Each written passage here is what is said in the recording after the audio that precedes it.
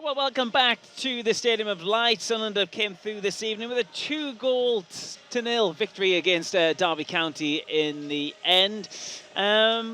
Let's talk about the game in general then. It wasn't as slick as Sunderland's been all season. It's probably not as slick as Derby County have been all season either, but a professional performance from Sunderland. Another home win, another clean sheet at home, Danny. That's all the positives, isn't it, as you say there? Yeah, perhaps not at our best or free-flowing, as you say, it was stop-start. I don't think the referee helped it at times. No, I didn't know.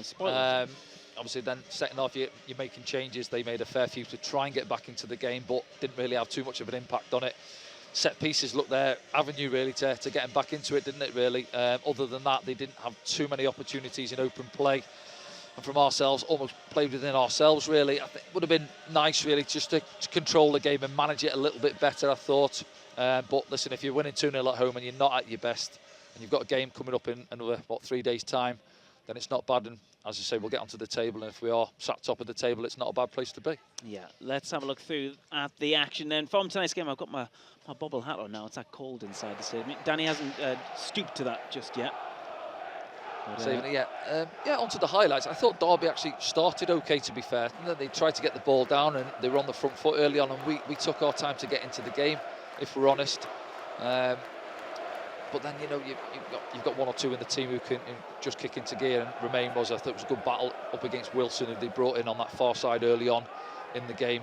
Patrick had moments really, but was generally quiet himself tonight, I felt. And Wilson, I like Wilson, what we're seeing from him. And sometimes as a striker, and it was the case at Watford at the weekend, where for 30 odd minutes we didn't really mention his name, but the fact that we didn't have too much of the ball. And then he come to life at the start of the second half at Watford at the weekend, and similar tonight really. And what the signs for me are a good striker, and yes, he's playing through the middle in the absence of Meenda.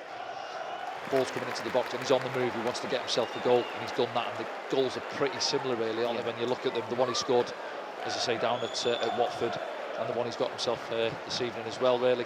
And we've just been chatting off there as well, and you asked me towards the end of the game who would I go for man of the match, and I felt it was a difficult one in recent weeks. It's been difficult where we've had, for me, 6 or 7 standout players, whereas tonight I don't think anyone was at their best. I think people had moments in the game. Look at Job's strike. You could say, well, that deserves man of the match for the strike he's produced there. I'd even go, as I said there, Anthony Patterson. I thought tonight, even though they weren't great from open play, Derby, he's had to make 2 or 3 good saves. But his distribution was a lot better this evening as well, and his handling when it was coming into the box. The centre-backs clean sheet. Luke and Mepham again were comfortable back there, weren't they? He's the goal. And there it is now, loose ball, wasn't it? And turnover from Derby, and then Job stepped up. I love those ones that slowly rise and got all the power behind them.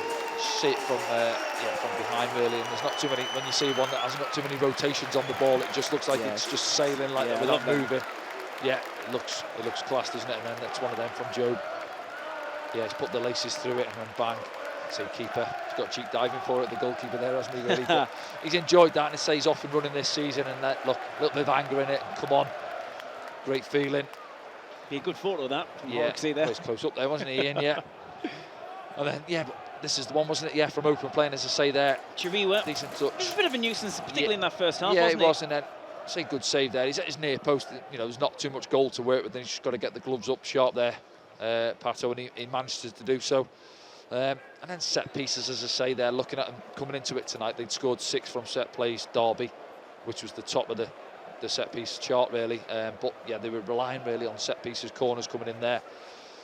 And as Wilson now started the second half, it was given off just offside for that one, wasn't he? I think he was just playing on the shoulder of the last man, and straight offside a yard or two. But when we're at it, is the build up for the goal now, isn't it? See Luke there, and then Job just pulls into a pocket of space, and there's Remain there, doesn't have to beat his man, look, shifts it, and then look, just keep your eye on Wilson there, wants to get in between. I think it's the centre-back, isn't it? Benny Osborne just outside in there, Cashin there now, forces his way through, keepers at the near post, looking for the strike from Remain, and it just takes a nick here. Now watch, little deflection there, and it just favours Isidore getting into that pocket. And as you say there, where do you want a centre forward, getting on the end of things? Poacher's goal, he scored 2 now in the 6-yard box, and what a feeling that'll be for him, his first goal at the Stadium of Light. Yeah, he enjoyed it. He's a great character, as Wilson Isidore. I've met him a few times, and he looks like he's going to be a big character for Sunderland this season.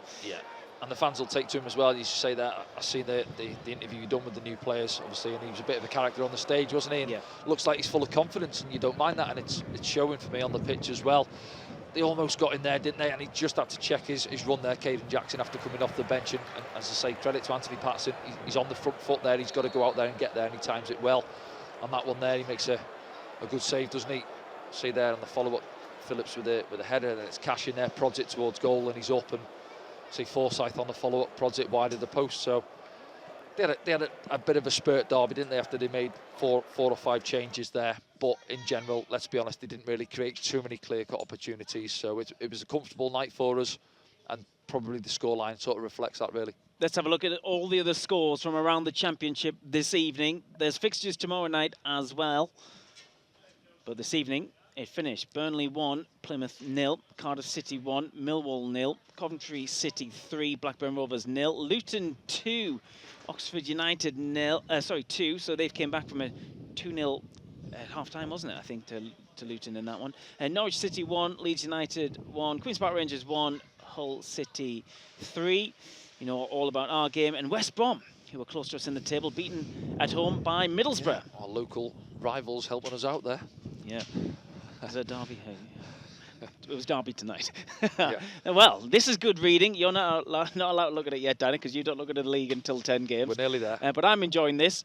Played 8. Sunderland have 18 points. Goal difference of 10.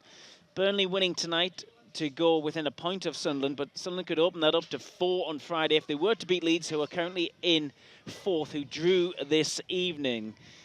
You know, if Sunderland are around those names in any kind of order towards Christmas time, that's a good sign. And obviously, if we are in and around it towards the end of the season, that'll be some season. Yeah, you're looking at it still early doors, but obviously Burnley, we beat them 1-0, didn't we? And I think that flattered Burnley that day, but they've got going themselves, obviously, now, as you can see. Obviously, Leeds there, I think if they come up here and beat us, they can go above us. Obviously, goal difference, I think they were -2 on us there. But it's still tight, so you're looking at those, but you've just got to take care of your own results. We've managed to do that this evening. Blackburn haven't. 1 or 2 others haven't.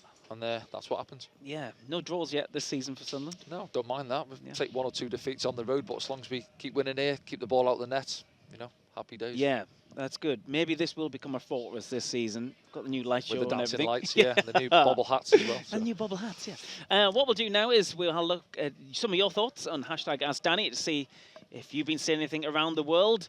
And that one, watching from Toronto, Job and Rig, future England players. Thoughts? Thanks, Danny, for getting in touch.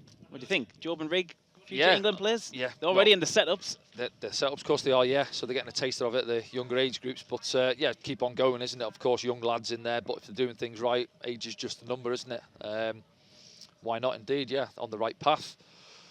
Obviously, Job there, but keeping an eye on his brother, following his footsteps. It wouldn't be bad, would it? So, no, they're doing the right things, as I say. Sort of learning their trade here, aren't they? Earning the stripes and keep on going. And then big things ahead for them, I'm sure. Yeah, some good games of FIFA in the Bellingham household at the moment, I'm sure, as well. I noticed that, yeah. Let's have a look at a final one, I think. Alan's been in touch. Are you thinking of getting a new car to give in your problems tonight, Danny? Good win for the lads tonight. Alan, yeah, if you weren't with us in the pre-game programme, Danny was late to the game because he had some car trouble. Are you going to get a new car, or is it fixed? Potholes on the roads, I think. Potholes. Flat tyre, yeah. So managed to turn it round, yeah. Get onto the council and sort it out. But, yeah, keep an eye on the car. So. Right, OK then. Enough about your car. You'll be back on Friday evening without any punches, let's hope. It is Leeds United in town. It's an 8 p.m. kickoff on Friday evening. We'll be on air from 7:15 here on SAFC Live. You can also purchase your matchday passes right now at safc.com. You can get all your great merchandise as well at safcstore.com as well. Another big win on Weir's side. We'll see you on Friday.